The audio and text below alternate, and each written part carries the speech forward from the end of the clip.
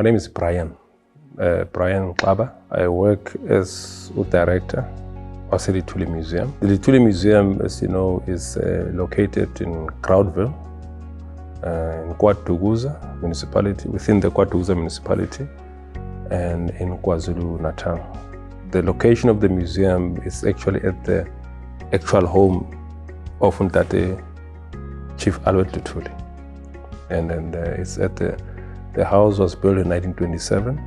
So that house of Chief Luthuli is now part of the complex of the Luthuli Museum. As a director of the Luthuli Museum, I work as the overall manager of the organization. And I report to a board or a council, as it's named in our act. And then it's a council that is appointed by the Ministry of Sports, Arts and Culture. And the Arts and Culture Department then facilitates our grant funding, actually, to run the museum. And then as my role is to ensure that the museum achieves the mandate or the strategic objectives of the museum as it is established.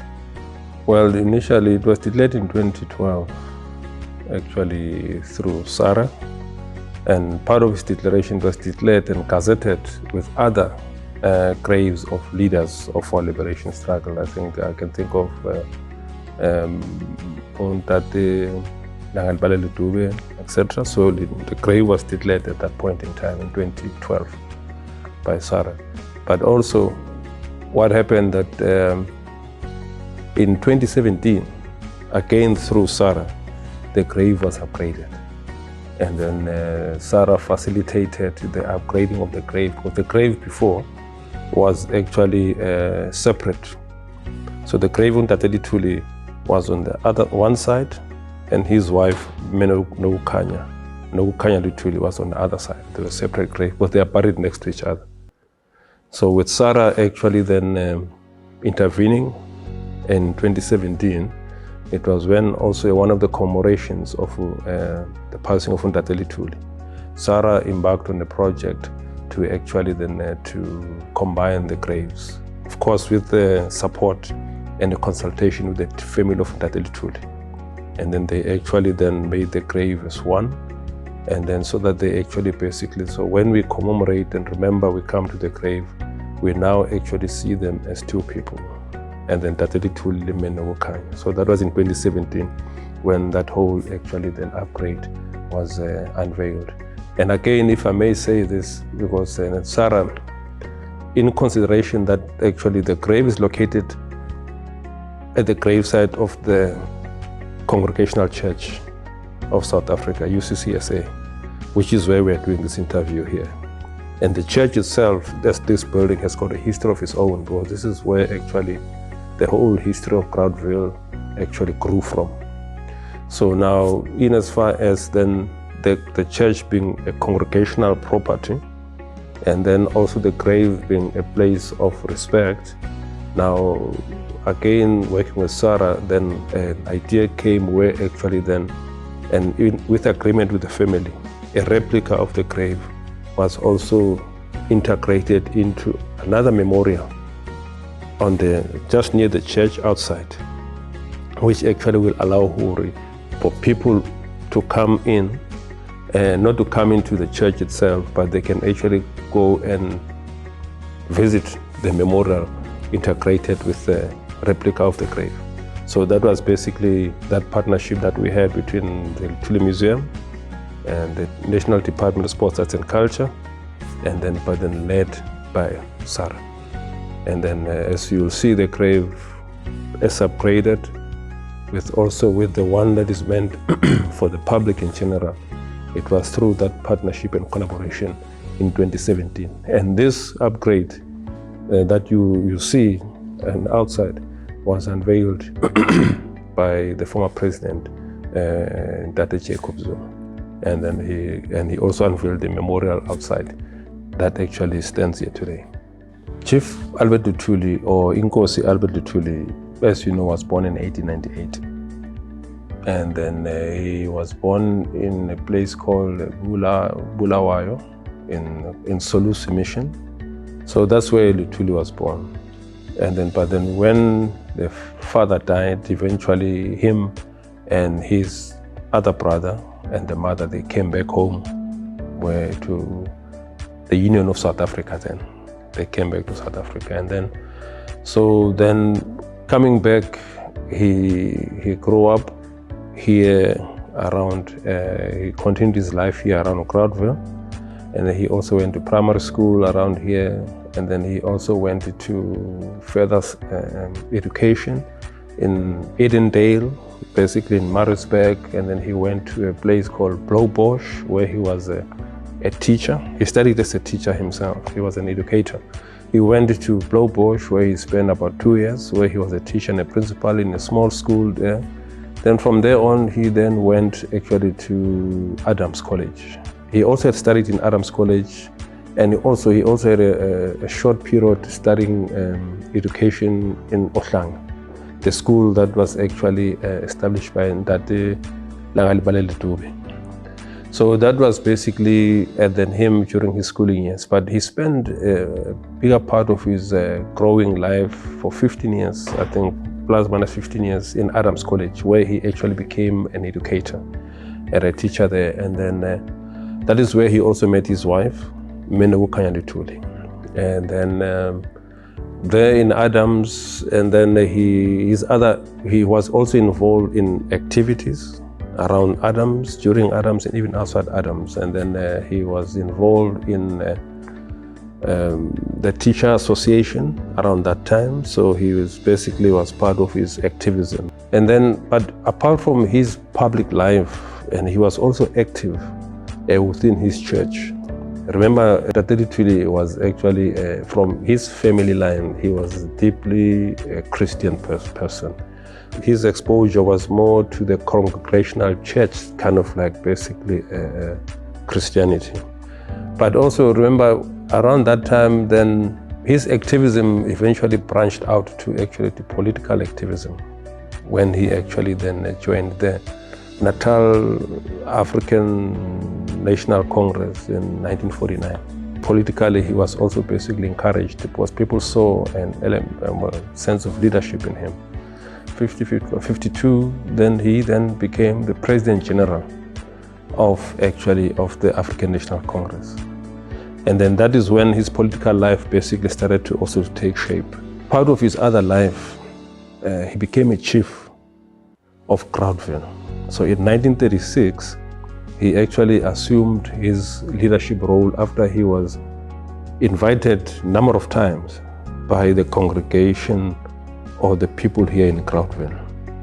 And then he in 1936 took up that responsibility and became a chief of the Amakolwa tribe. But he was elected as the chief. He was not a chief in the traditional way as you will see a chief by heredity. So Ntate Luthuli then became a chief, and he administered from 36 onwards. But now I come to the turning point of his life. Now when he assumed he agreed to the election or the nomination to become a President General of the ANC in 52. Then the colonial government then they challenged him. They said, look, Wendot, you can't be a chief servicing your people here under our administration and then also becoming a political head of an organization which is political. And they told him that actually then he must choose whichever he wants. Well, it was not as simple as I'm putting it, you understand that. But eventually then, for him, it was not a dilemma or a dilemma. So for him, he actually saw his chiefly role being much more broader when he then decided to take the position as the leader of the liberation movement, the ANC, in 52. They removed him from his chiefly position, So when they removed him from that chiefly position, as I've said, it was not that kind of a dilemma. He accepted that this was the way of things to be if he was to serve the nation as a whole.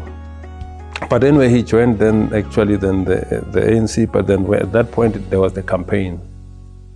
And when the campaign of the Defiance campaign from 52, and he became a leader of that Defiance campaign.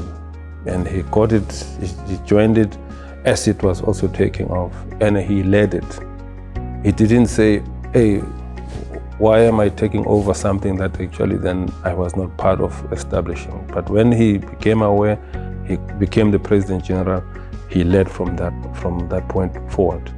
And then he then followed with that. And during his tenure, as you remember, then you had the 1955 Freedom Charter that became the base document of our current day constitution in the country. And also the other thing I forgot to mention was that when Luthuli became the leader of the ANC in 52, he was subjected to a number of bannings, that to constrain him in doing his functions, his work. But then he still managed to pursue and to lead the organization at that point. But the one part that also then, just to get to the point of his other big achievement, is when he was awarded the Nobel Peace Prize. And then in 1961, and then he was awarded for the year 1960. And then that in itself basically became a testimony of the moral high ground of the struggle for freedom in South Africa.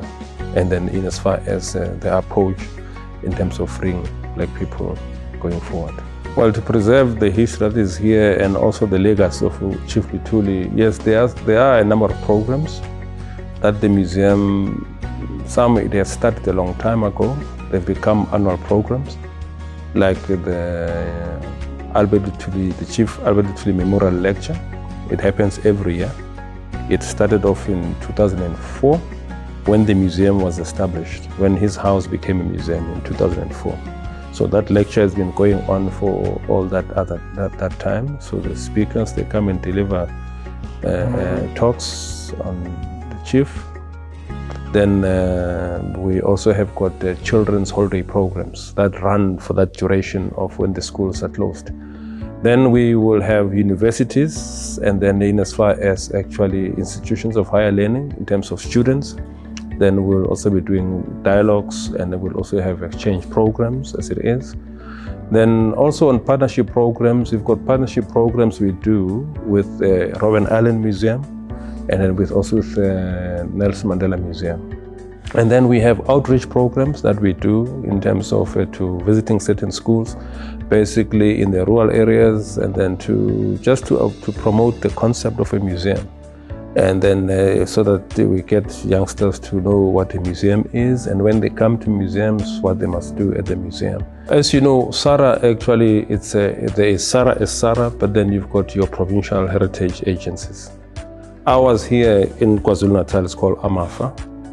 So SAHRA then actually gets very much closely involved actually through the context of AMAFA itself.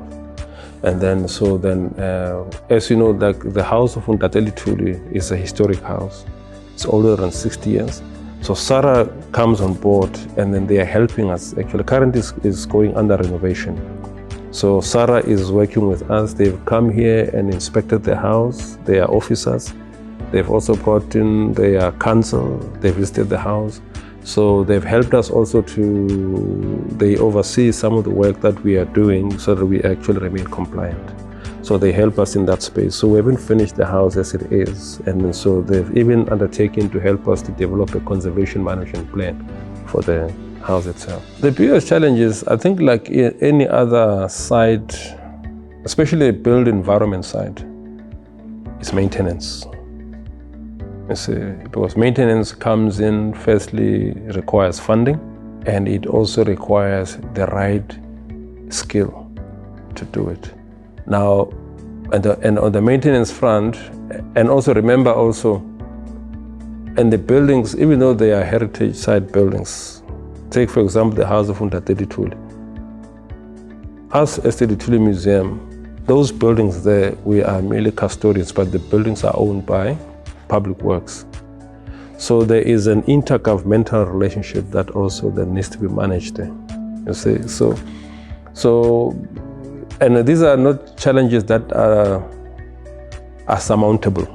They are manageable, because if they were not, we will have been we would be talking a different story altogether. We'll have had basically difficulties. So that is the one part, maintenance, funding, and then also getting the right people to do the maintenance. We need to find new ways and means to get the new generation to have an appreciation like the one that we had before of legacies. Mandela, Luthuli, Sisulu, etc. Because for us to say to them, how will you want them to actually to remember Bundata Luthuli, Bundata Mandela, and all of that, it's not much of how we say to them. Like we stand up and we do a tour and we take them around and say this and that. But for them, it's for us to deepen their appreciation of people like Bundata Luthuli through our own actions.